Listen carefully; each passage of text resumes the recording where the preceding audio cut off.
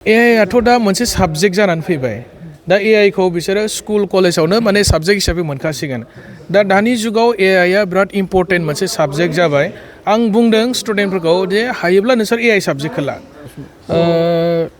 Youth BPF आरो BSU निफ्राय जोङो मोनसे टिम बानायदों आरो हाग्रामा महिलारि सारनि दैदेननायाव BTC नि मोनबा जिल्लायाव माने सामार कचिं केम्प बेयो सोलिगासिनो दङ। जोंना टिचार्सफ्रा मेथ्स साइन्स इंलिश ग्रामार बेबायदि फोरोंदों एसामिस मिडियाम आरो बड' मिडियाम।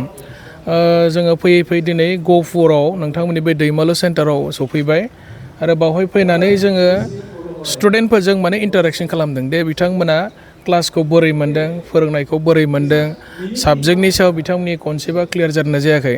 जोंना सामार कचिं केम्प खालामनायनि उद्देश्यआ बेनो हाग्रामा महिलारि सारा सानदों जे जोंनि BTC ओनसोलनि माने गथ'फ्रा भबिष्यतआव जाहाथे डक्टर जानो हाथों इन्जिनियार जानो हाथों माने गोबां डिग्रि लानानै सासे मोजां मानसि जानो हाथों बेबायदि थांखि लानानै दिनै टटेल 160 इन एन्टायर BTC माने बेबायदि सामार कचिं केम्प खालामनानै गथ'फोरखौ माने फरायहोदों।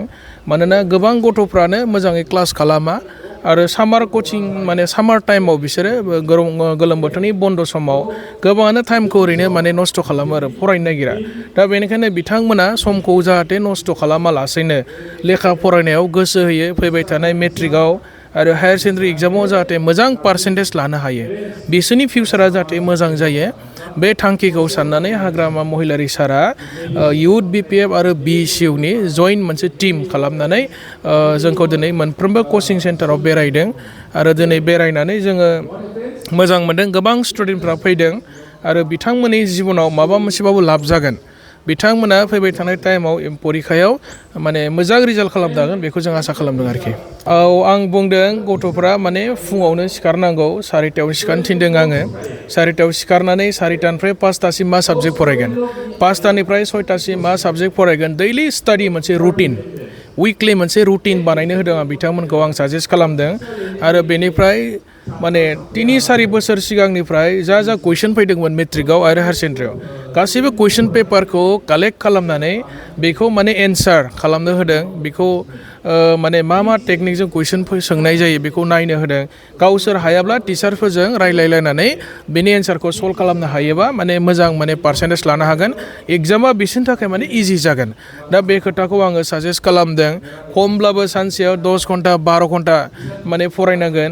सिम्पोल फार्स्ट डिभिजनजों जाला दानि जुगावहाय जोङो माने मोजां पार्सेन्टेज एबभ 90 97 19 जायफोर माने मोजां रिजाल्ट खालामग्रा स्टुडेन्टफोर दङ बिसोरजों माने कम्पिट खालामनो थाखाय आं गथ'फोरखौ माने साजेसन होदों आरोखि। दा बिदि खस्थ' खालामोबा साक्सेस जागोन। स' साक्सेस जानो थाखाय देयर इज नो सर्टकाट वे। जायखिजाया खस्थ' खालामदों स्टुडेन्ट लाइफआव खस्थ' खालामोब्ला बिसोरनि फिउचारा माने मोजां जागोन। आं बे खोथाखौ माने स्टुडेन्टफोरखौ साजेस्ट खालामदों आरोखि। BTC निफ्रायथ' माने जोङो बेखौ आरोबाव नों सोंनाया ओरैबायदि जादों जे जायफोर माने कम्पिटिटिभ एग्जाम लिरगोन हमना लाबा UPSC APSC बा सेन्ट्रेल बर्डजों खुंजानाय बायदिसिना माने कम्पिटिटिभ एग्जामफोर दङ बेफोरबायदि एग्जामनि थाखाय कचिं होनो थाखाय हाग्रामा सारा बिनि मडेलिटिखौ बोरै बानायनांगौ दा बेखौ सिन्था खालामगासिनो दङ आरोखि। क'क्राझारावथ' माने अनलाइन एग्जाम सेन्टार मोनसे बानायखाबाय क'क्राझार IT पार्कआव। दा बेनि अनगायैबो जोंहा मोनसे एनाउन्समेन्ट दङ मेट्रिकआव टप जानो हानाय जोंनि BTC ओनसोलनिफ्राय बिसोरनो 5 लाख थाखा एवार्ड होगोन। बे एनाउन्समेन्टआ जोंहा दङ आरो दाखालि बावै 2026 जायफोर मेट्रिक आरो हायार सेकेन्डारियाव जोंनि BTC एरियानिफ्राय टप 10 माने पजिसन मोननो हाबाय बिसोरखौ बरायगोन। खम समनि गेजेराव बिनि मोनसे डेट लानाय जागोन। MIL साबजेक्टआव 100 लानो हानाय स्टुडेन्टफोरनो 3 लाख थाखा होनानै बिसोरखौबो माने बरायनाय जागोन आरो जोंनि BTC गभर्नमेन्टनिफ्राय। दा जोंना हाग्रामा सारनि दैदेननायाव बेबायदि इडुकेसन सेक्टराव गोबां माखासे इनिसियेटिभ लानानै खामानि मावगासिनो दङ दासिम। AI आथ' दा मोनसे साबजेक्ट जानानै फैबाय। दा AI खौ बिसोरो स्कुल कलेजावनो माने साबजेक्ट हिसाबै मोनखासिगोन। दा दानि जुगाव AI आ बिराद इम्परटेन्ट मोनसे साबजेक्ट जाबाय। आं बुंदों स्टुडेन्टफोरखौ जे हायोब्ला नोंसोर AI साबजेक्टखौ ला।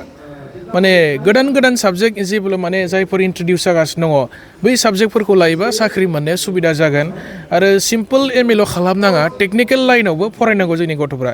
टेकनिकेल माबा मोनसे लाइनखौ सोलोंना लानो हायोब्ला गावखौनो स्किल खालामनानै लानो हायोब्ला माने साख्रि मोननाया गभर्नमेन्ट साख्रि मोननो हागौ प्राइभेट साख्रि मोननो हागौ जायखिजाया माने साख्रि मोननाया माने इजि जागोन आरोखि।